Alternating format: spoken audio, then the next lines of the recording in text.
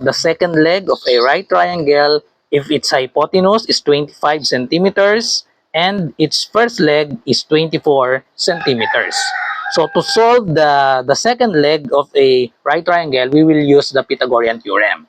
So according to Pythagorean theorem, so if this is the right triangle, if the hypotenuse is C and the legs are A and B, then we have the formula C squared is equal to A squared plus B squared. So in the given problem, the hypotenuse is 25 centimeters. So C is equal to 25 centimeters and the first leg is 24 centimeters. So let's say this is the first leg, 24 centimeters. So we're looking for the value of A.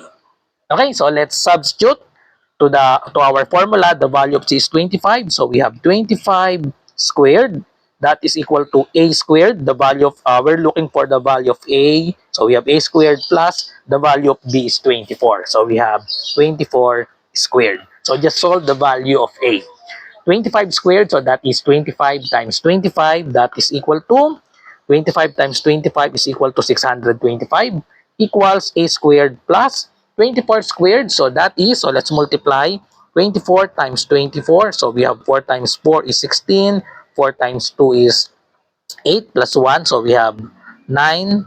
And then 2 times 4, we have 8. And then 2 times 2 is equal to 4. So if we add this, so we'll have, bring down 6, 9 plus 8, we have 17, 1 plus 4, we have 5. So therefore, we have 576.